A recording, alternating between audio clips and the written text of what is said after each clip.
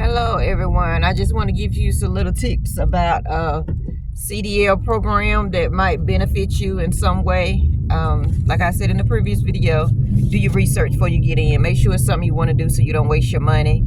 Make sure you meet the instructors or lead instructor, try to get a feel of what the program consists of. Maybe a couple of steps so you won't have so much anxiety. Make sure you go on the different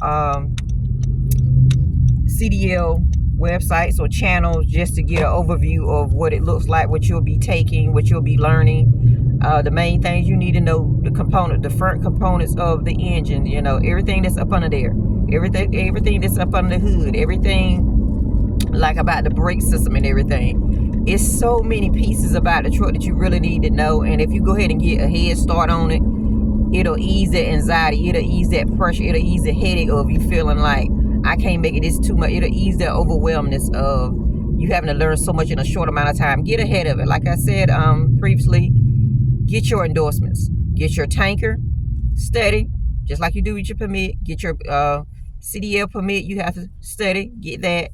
Get your hazmat, get that.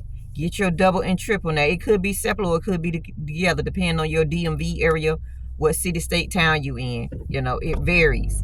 So I'm not saying every area is like this. I don't think of things as a whole. Everybody has their own individual way, city, state, town, how they run their things at their DMV and how they want you to learn it. You need to invest. If you're serious about making money, 6 figures or more than what you're making, you're tired of that dead-end job, you're not making any traction, you're not getting any raise and bonus, you don't feel appreciated, look into CDL. That's a different way of you can earn an income.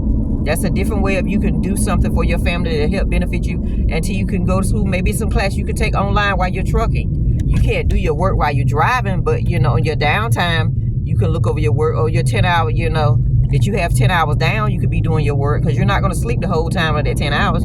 You could be doing your schoolwork. So you're going to have to learn how to multitask. Some people are doing school on top of trucking class. Some people are working on top of trucking class. Whatever you can do to get yourself through the program, you do what you got to do. Some people just work weekends. You figure that out. But it's a lot you need to learn in a short amount of time. And the truck do not drive like a car. So don't get in the job. Don't get in that class and think, oh, I thought it would be like. No. When you're trying to drive in an 18-wheeler, semi-truck, whatever the terminology for your school, when you're driving, to turn right, you must turn your steering wheel left in the opposite direction. To turn left, you must turn your steering wheel right because you're operating the tractor. You're operating the trailer behind you. You're not operating what you're sitting in. So you have to really, if you have a person that has a trailer at their house and they have a truck or a car, whatever it is, practice with that trailer at their house in their backyard or go to an open parking lot and learn how to move that trailer around cones, because you can get a head start of how to maneuver, because the steering wheel is very loose on the 18-wheeler. It's not like a regular car. You know how it's kind of steady? It's not like that. So you're going to be learning a different thing, and it's going to feel different. Like I said, a lot of people teaching these classes are not certified teachers. They are teaching their instructors. They have the title because they was able to pass a checkoff that they know how to maneuver the truck. They know the pre-trip and post-trip inspection. They're not teachers.